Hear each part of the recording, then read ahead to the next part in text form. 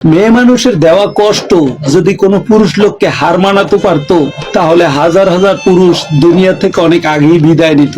তাই কোনো কষ্ট কোনো পুরুষকে হার মানাতে পারবে না। পুরুষ একমাত্র কষ্ট আর শ্রমের কাছে বাদশা হয়ে বেঁচে থাকবে। আমি ভালো না খারাপ সেটা আমি জানি না, তবে আমি এটা জানি যে যেমন ঠিক সে আমাকে সেই নজরেই দেখবে। আমাকে কেউ খারাপ ভাবলে তাতে আমি কিচ্ছু মনে করি না, কারণ একজন মানুষ সবার প্রিয় হতে পারে না। আমি আমার নিজের বিবেক দিয়ে পথ চলবো, যে চেনার সে ঠিকই চিনবে। এটাই ফরাজিলি টু নেতিম, কারো কাছে ভালো কারো কাছে খারাপ। এমন মানুষদের সাথে বন্ধুত্ব করো যারা তোমাকে ভালো করতে জোর করবে। জীবন যুদ্ধে কখনো নিরাশ হইও না, কেউ কিছু বললে তা কানে নিও না।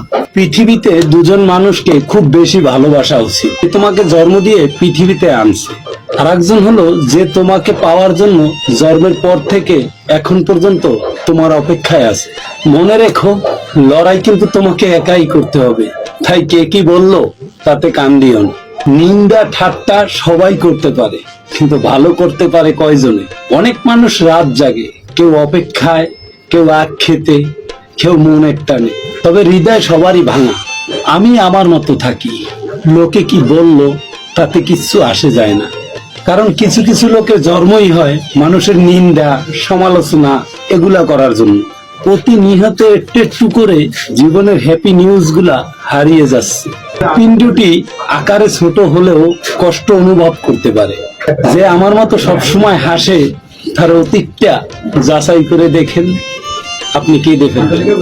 কাউকে এতটা কষ্ট দেওয়া উচিত না যে তোমার দেওয়া কষ্টে খাবারের ভিতরে তার চোখের পানি পড়ে। মানুষকে আপন ভেবে কি লাভ? হাসালে বলে জোকার, কাদালে বলে নিষ্ঠুর, কাছে গেলে ভাবে খারাপ মতলব, হারিয়ে গেলে ভাবে বেঈমান। কথা বলার জন্য যে শক্তি এবং যোগ্যতার প্রয়োজন, চুপ থাকার জন্য যোগ্যতা এবং শক্তি তার চেয়ে অনেক বেশি প্রয়োজন। সময়ের সাথে সাথে যদি ভালোবাসা কমে যায়, তাহলে বুঝে নেবেন যে এটা কখনোই ভালোবাসা ছিল না। যা ছিল সময়ের প্রয়োজনে একটু ভালো লাগা। শরীরের অঙ্গ দেখিয়ে ভালোবাসা মূল্যহীন, যার কাছে মনের ভালোবাসার কোনো দাম নেই।